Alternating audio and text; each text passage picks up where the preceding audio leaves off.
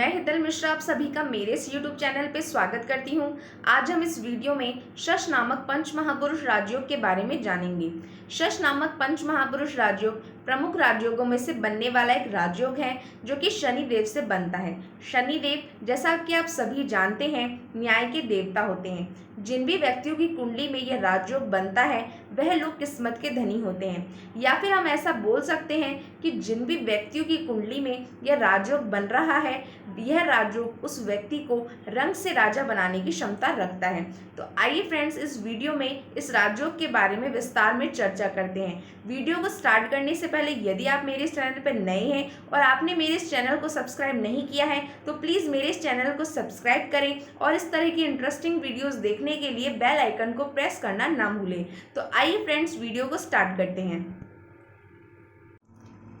Friends, जैसा कि आप ये देख रहे हैं कि कुंडली का स्ट्रक्चर बना रखा है, तो इसके थ्रू हम समझते हैं कि आप कैसा जान सकते हैं कि आपकी कुंडली में शश नामक पंच महापुरुष राजयोग बन रहा है या नहीं।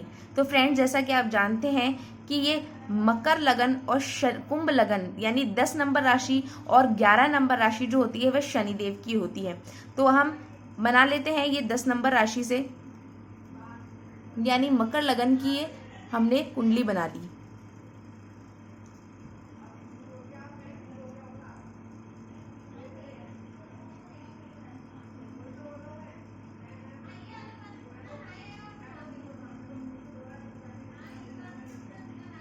तो ये हमने बना ली है मकर लगन की कुंडली।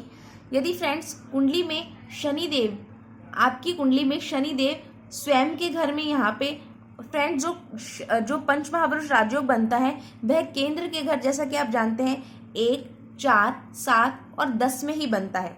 यह 6, 8, 12 जो होते हैं त्रिग्भाव होते हैं, 3, 11 संभाव होते हैं। तो जो शश नामक जो पंच महापुरुष राजयोग जितने भी होते हैं वह सभी केंद्र में ही बनते हैं। तो फ्रेंड्स, ये हमने जैसे शनिदेव मान लीजिए फॉर एग्जाम्पल यहाँ बैठे हुए हैं, तो फ्रेंड्स इस कंडीशन में शश नामक पंच महापुरुष राजयोग बनेगा। फ्रेंड्स, लेकिन यह तब बनेगा, इसकी कुछ कंडीशन होती है, जब शनिदेव योग कारक होने चाहिए और उनकी डिग्री और पावर 0 नहीं होनी चाहिए, अस्त नहीं होने चाहिए।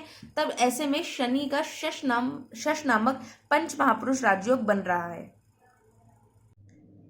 फ्रेंड्स, आप पता लगा सकते हैं कि आपकी कुंडली में शनिदेव योग कारक है या नहीं। तो आप वो कैसे पता लगा सकते हैं, आइए इस वीडियो में देखते हैं।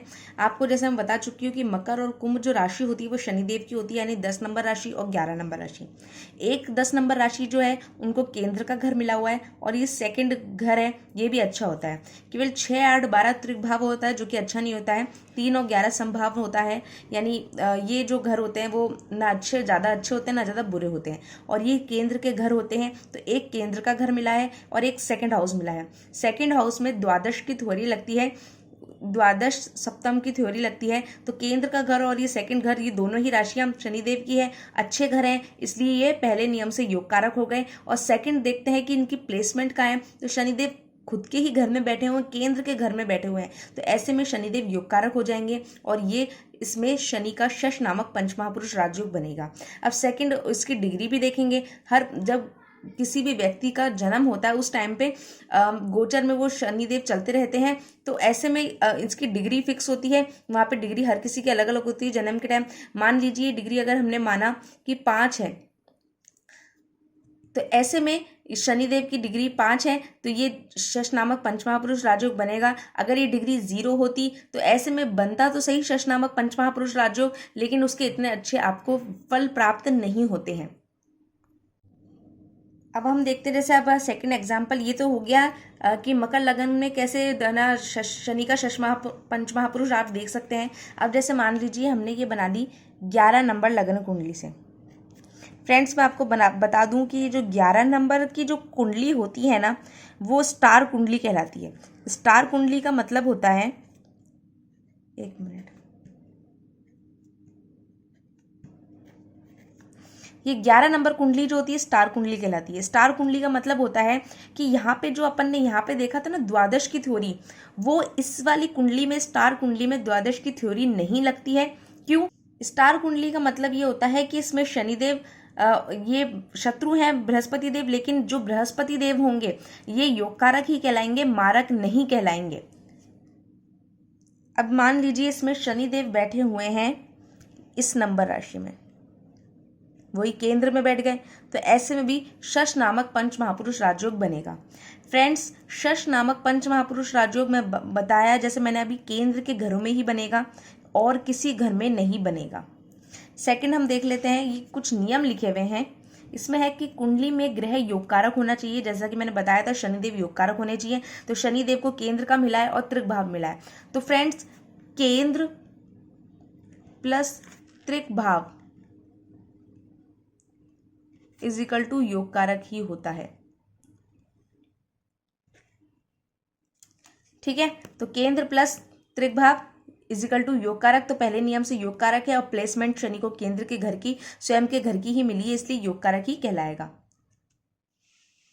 अब हम देख लेते हैं कि उच्च का हम कैसे देख सकते हैं कि शनिदेव का उच्च हो रहे हैं, तो कैसे जान सकते हैं कि कुंडली में शश नामक पंचमहापुरुष राजयोग बन रहा है।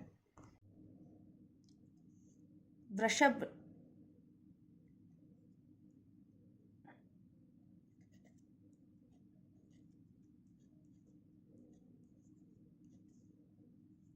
ये शुक्र लगन की कुंडली तुला की कुंडली बना ली है, तुला लगन की कुंडली बन चुकी है। अब इसमें जैसे शनिदेव होते हैं 7 नंबर यानी तुला राशि में उच्च के होते हैं, जैसे शनिदेव यहाँ बैठ गए। अब पहले नियम से तो देखेंगे शनिदेव योगकारक है या नहीं। तो शनिदेव को मिला है एक केंद्र का घर और एक त्रिकोण। तो फ्रेंड्स, केंद्र प्लस त्रिकोण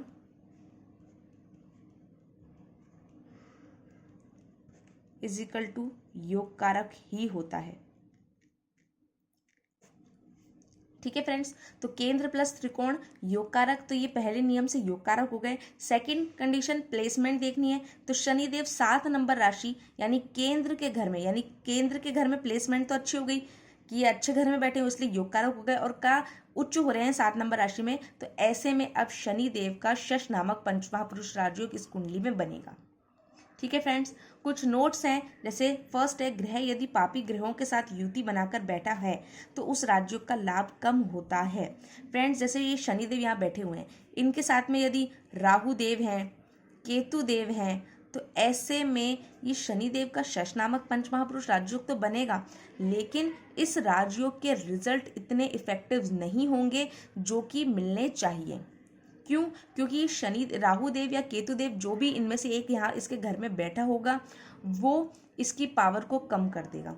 और फ्रेंड्स, यदि राहु देव यहाँ बैठे हैं तो केतु देव बैठेंगे, तो दृष्टि भी इन पे पड़ेगी। और केतु देव यहाँ बैठे हैं तो राहु देव बैठेंगे, क्योंकि ये सप्तम एक दूसरे के सामने ही बैठते हैं। तो ऐसे में क्या, दृष्टियां भी यदि किसी पापी ग्रह की पड़ती है अच्छे पंचमहापुरुष राजयोग जिसका बन रहा है, तो ऐसे में उसके इफेक्ट भी कम होते हैं।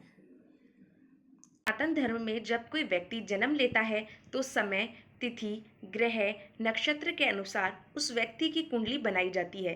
किसी व्यक्ति की कुंडली में ऐसे राजयोग बनते हैं जिसके प्रभाव से गरीब व्यक्ति भी बिना मेहनत किए धनवान बन जाता है, क्योंकि माना जाता है कि हमारा जीवन ग्रह नक्षत्र के अनुसार ही चलता है। वैदिक ज्योतिष शास्त्र के अनुसार लोगों की जन्म कुंडली में कई प्रकार के राजयोगों का वर्णन मिलता है। इसमें मंगल देव का रोचक नामक राजयोग, बुध देव का भद्र नामक राजयोग, गुरुदेव का हंस नामक राजयोग, शुक्र देव का मालव्य नामक राजयोग तथा शनि देव का शश नामक राजयोग बनता है। यदि आपकी कुंडली में भी शनि देव का शश नामक राजयोग बन रहा है तो आपकी किस्मत भी खुलने वाली है।